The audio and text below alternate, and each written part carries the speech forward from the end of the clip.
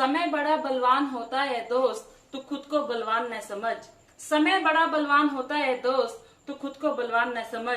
बड़े बड़े बाहुबली भी मात खा जाते हैं, बड़े बड़े बाहुबली भी मात खा जाते हैं, जब हालात उसके खिलाफ हो जाते हैं, जब हालात उसके खिलाफ हो जाते हैं।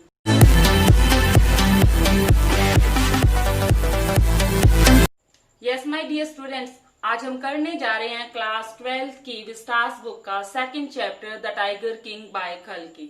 कल्कि बेटा ऑथर का पेन नेम है, और पेन नेम क्या होता है बेटा, जिस नेम से कोई राइटर कोई ऑथर अपनी राइटिंग्स देता है। इनका पूरा नाम है रामास्वामी अय्यर कृष्णमूर्ति, यानी कि इनको शॉर्ट में आर कृष्णमूर्ति जी भी कहते हैं। अब इनका नाम सुनते ही तुम्हें पता चल गया होगा कि he was an Indian writer, को इंडिया के थे, वो तमिल भाषा में लिखते थे।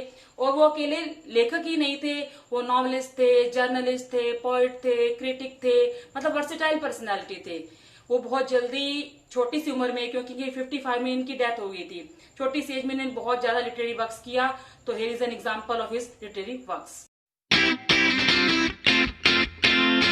बेटा अगर हम स्टोरी की बात करें तो this is very interesting story with a suggestive message. अब मैसेज क्या है बेटा इस स्टोरी के अंदर?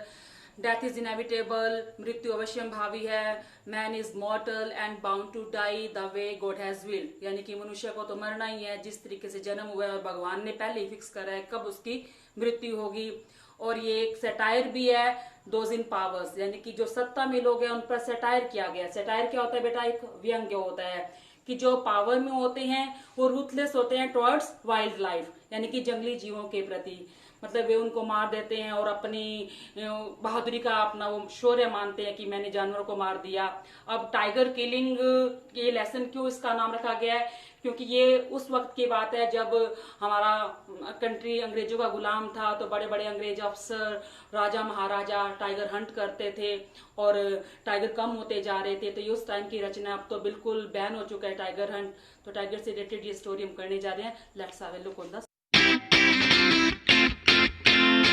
अब हम स्टोरी शुरू करने जा रहे हैं। ये स्टोरी है प्रतिबंधपुरम की। ये तुम्हें नाम याद रखना बेटा। यहाँ एक प्रिंस का जन्म होता है। वैसे तो उनको कई नामों से जाना जाता है, जिलानी जंग, जंग बहादुर, महाराजा धीराज, पर उनका नाम टाइगर किंग कैसे पड़ा? ये कहानी एक लंबी स्टोरी है। कहानी में होता क्या है बेटा, जब प्रिंस का जन्म होता है तो बड़े बड़े उनके जो ब्राह्मण वगैरह होते हैं उनको बुलाया जाता है नामकरण के लिए। तो उस वक्त एक एस्ट्रोलॉजर होता है, वो प्रेडिक्शन यानी कि घोषणा करता है, एक भविष्यवाणी करता है कि इसकी मृत्यु होगी। अब वो बच्चा 10 दिन का होता है तो एकदम से बोलता है, अरे ये क्या नई बात है, मृत्यु तो होनी ही है, जिसका जन्म हुआ है, असल बात तो तब है, मृत्यु कैसे होगी ये घोषणा कर।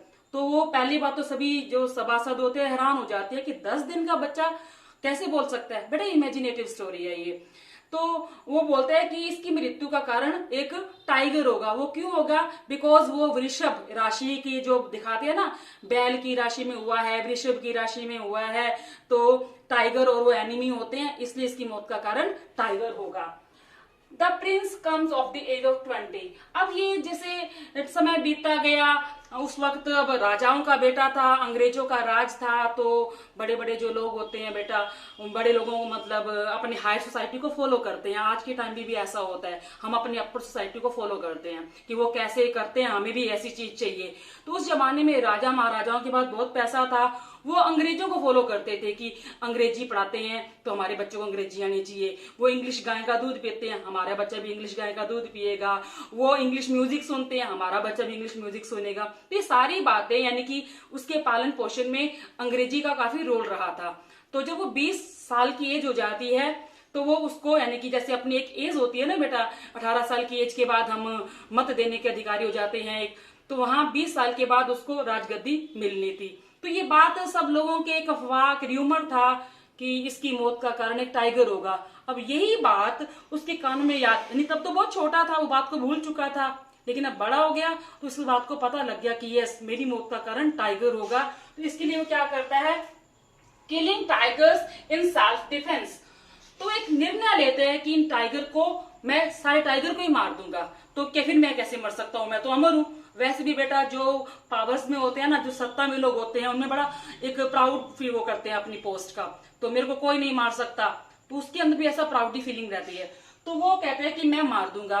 तो वो जाता है एक टाइगर को हंट करता है और एस्ट्रोलॉजर को दिखाता है, ले तू तो कहता था ना भाई ये टाइगर मेरा कारण, मैंने तो टाइगर मार दिया। तो एस्ट्रोलॉजर क्या बोलता है, डेंजर नॉट ओवर, अभी तक डेंजर ओवर नहीं हुआ, तुम 99 टाइगर मार सकते हो, बट जो 100वां टाइगर होगा ना वो तेरी मृत्यु का कारण बनेगा। जब 100वां टाइगर मारेगा ना तब कहियो, लेकिन तू 99 तो मार लेगा। तो बेटा याद रखना है 99 टाइगर को मार सकता है but 100 tiger will prove dangerous. The Kings resolve, resolve क्या होता है बेटा, मतलब एक पक्का निश्चय कर लेता है। क्या रिजॉल्व करता है वो, proclaim that no one else would kill a tiger, यानी कि वो निश्चय करता है कि जब तक मैं 99 क्या 100 के 100 टाइगर ना मार दूं मैं कोई काम नहीं करूंगा, मैं राज्य का कोई काम नहीं संभालूंगा और कोई मेरा काम ही नहीं, मतलब पहला काम ही मेरा क्या है 100 टाइगर को मारना है। अब बेटा एक प्रकार से यहाँ पर एक व्यंग्य भी है उन लोगों के प्रति कि जो अपनी पब्लिक के वेलफेयर की तरफ न देखकर सिर्फ अपने सेल्फिश है वो राजा, कि उसको सिर्फ अपनी पड़ी है दुनिया में, यानी कि वाइल्ड एनिमल को मारा जाए कोई दिक्कत नहीं, और काम रुक जाए कोई दिक्कत नहीं, बस मैं बचना चाहिए, मैं 100 टाइगर को मारूंगा। तो ये अपना उसका निर्णय ले लेता है। रिस्क ऑफ लूजिंग थ्रोन, अब इस निर्णय के अंदर क्या होता है बेटा, वो लॉन्ग टाइम हंटिंग करता रहता है, लगभग मतलब 70 टाइगरों मार देता है 10 सालों के अंदर।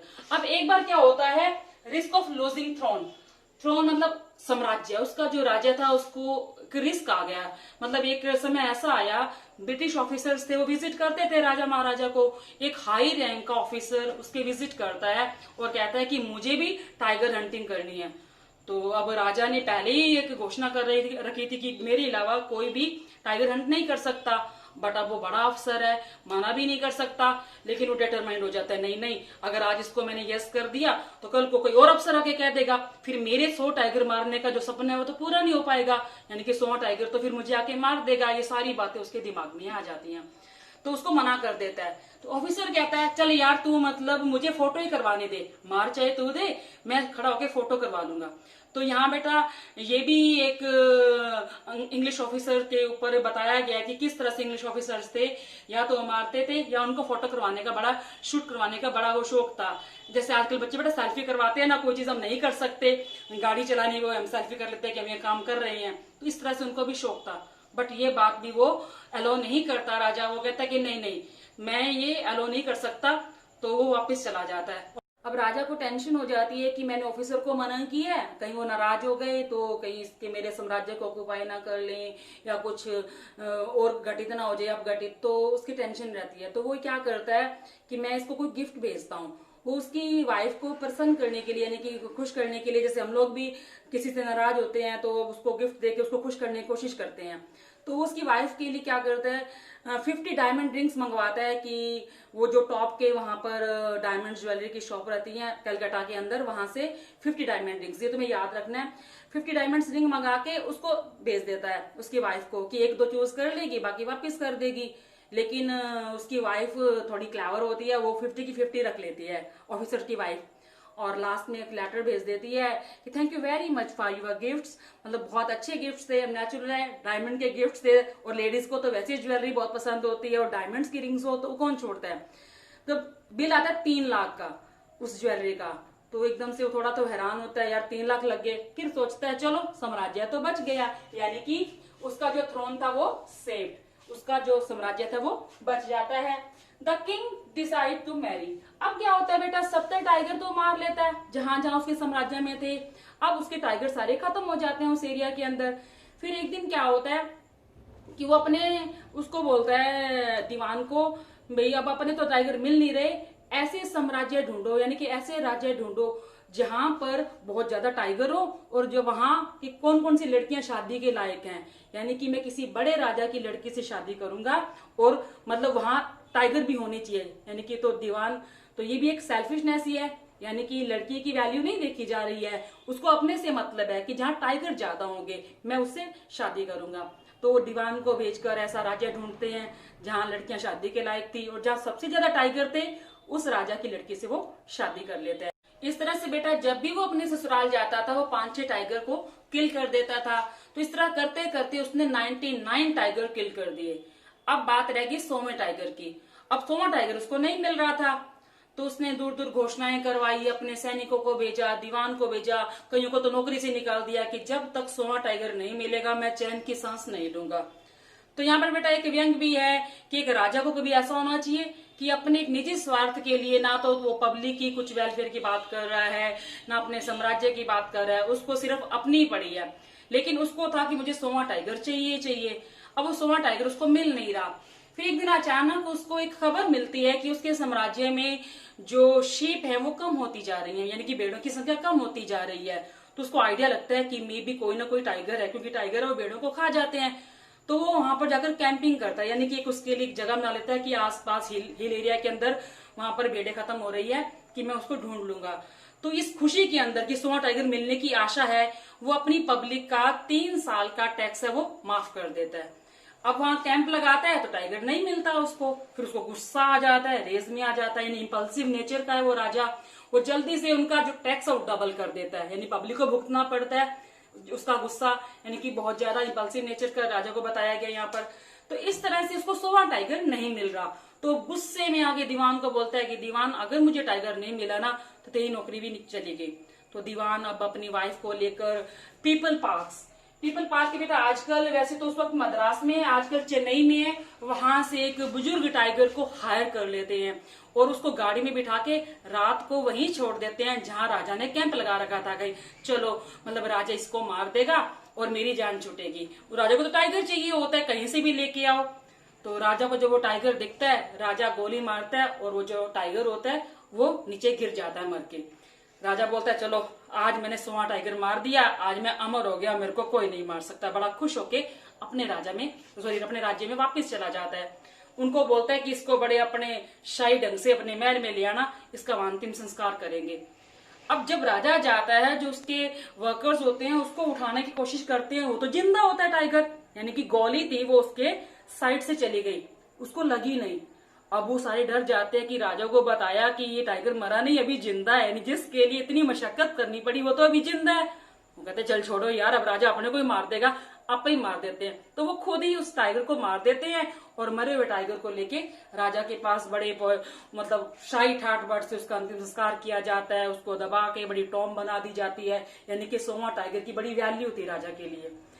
अब बात जो भविष्यवाणी हुई थी, द वुडन एंड रिवेंज, जो वुडन टाइगर था। अब वुडन टाइगर की क्या स्टोरी है, अब उसने 100वां टाइगर मार दिया, अब उसने चैन की सांस ली राजा ने कि चलो थैंक गॉड अब मेरा काम पूरा हुआ, अब मैं बाकी काम करूंगा। तो राजा का एक बेटा था, उसका 3rd बर्थडे आने वाला था, यानी उससे पहले अपने बच्चे की तरफ भी ध्यान नहीं दिया। अब 3rd बर्थडे आने वाला था तो राजा ने सोचा इसको अच्छा सा गिफ्ट दूंगा। बच्चा भी खुश था, राजा भी खुश था।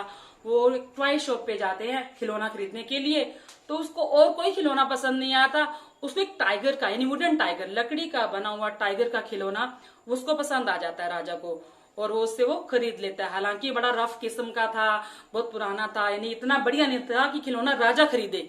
छोटे मोटे मतलब उसकी कीमत ही बहुत कम थी, लेकिन दुकानदार ये कहता है कि अगर कम कीमत बताई तो राजा सोचेगा नकली सा किस्म का है, तो इसको डबल कीमत बता देता है, लेकिन राजा उसको परचेज कर लेता है। अब उसके ऊपर क्या होती है बेटा, उसको हम फांस बोलते हैं ना, जैसे लकड़ी की चीजें कई बार हमारे चुभ जाती है, तो ऐसी फांस सी लगी हुई थी लकड़ी की, क्योंकि पुरानी लकड़ी थी बेटा।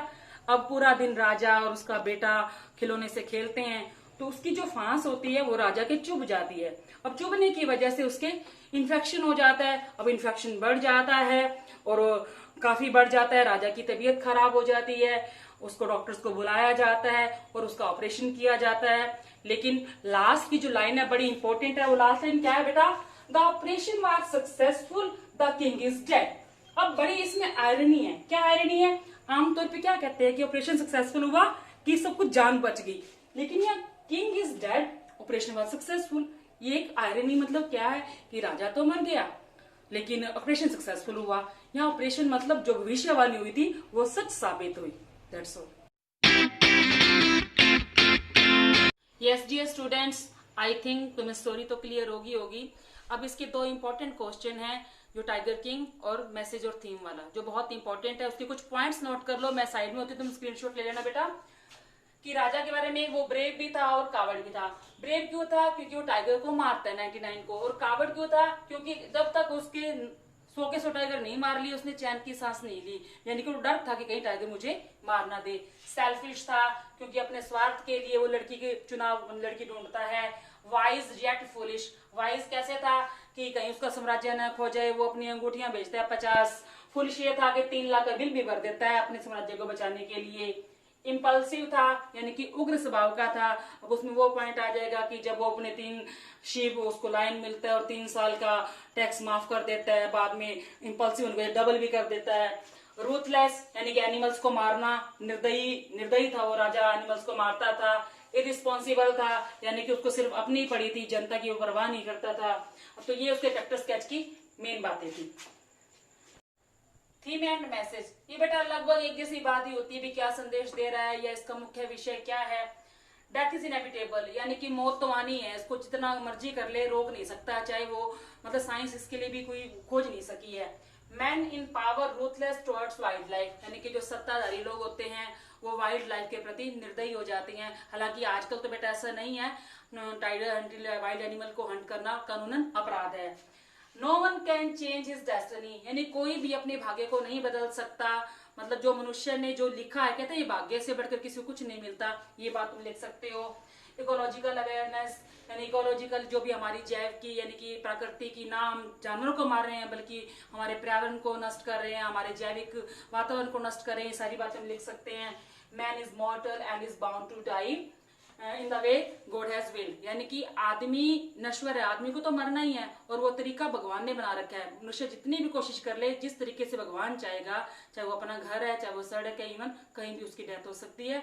तो that is enough for today. इन दोनों क्वेश्चन को अच्छे से क्लियर कर लेना।